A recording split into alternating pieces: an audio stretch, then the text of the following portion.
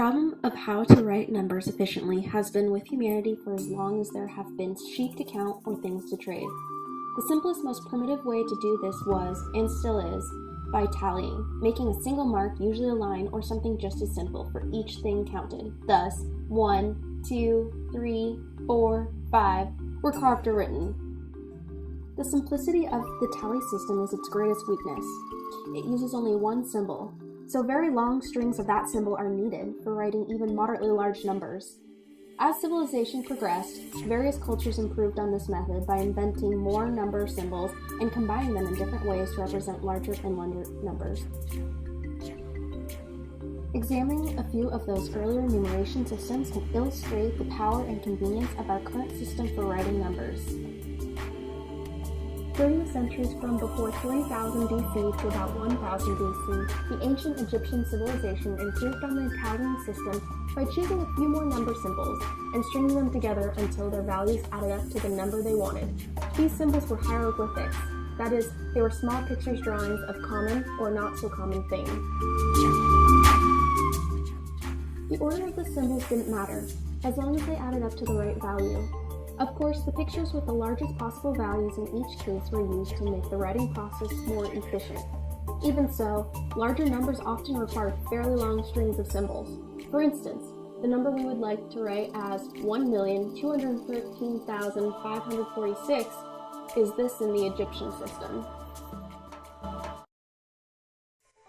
From the Tigris and the Euphrates River valleys, the region known as Mesopotamia, now part of Iraq, of the period between 2000 and 200 BC came the Babylonian numeration system. It was based on two wedge-shaped symbols. These basic symbols were quickly and easily formed in soft clay tablets with a simple scribing tool.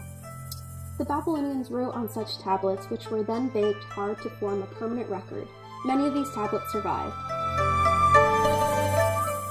It was a positional or place value system. That is, it used the position of the symbols to determine the value of a symbol combination.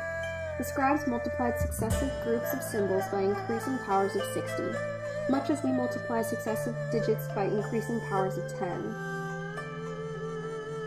A major difficulty with the Babylonian system is the ambiguity of the spacing between the symbol groups. It is not always clear how to interpret the separate groups of symbols from separate numbers.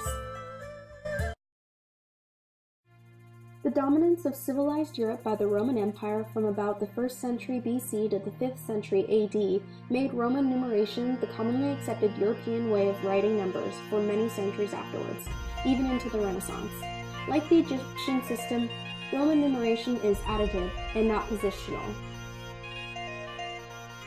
The values of these basic symbols were added to determine the value of the entire numeral.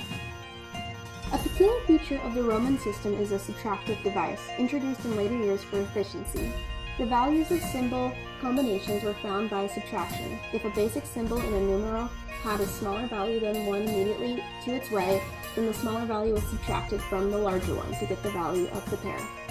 Ambiguity was avoided by requiring that only symbols representing powers of 10 may be subtracted, and they may only be paired with the next two larger values. Our current method for writing numbers is called the Hindu-Arabic system.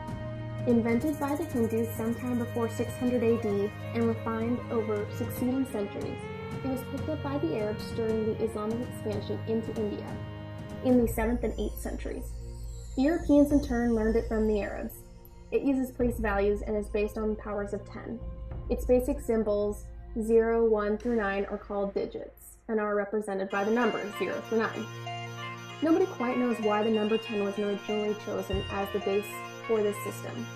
The standard conjecture is that it was more biological than logical. Research indicates that this numeration system, like many others, emerged from finger counting, so it was natural that the base number should correspond to the number of fingers in human beings. Though we still use Roman numerals for ornamental purposes, there is no chance we will ever abandon the compact, convenient, and useful Hindu-Arabic system. The power of the Hindu-Arabic system stems from its efficient positional structure, which is based on powers of 10. That's why we call it a decimal place value system.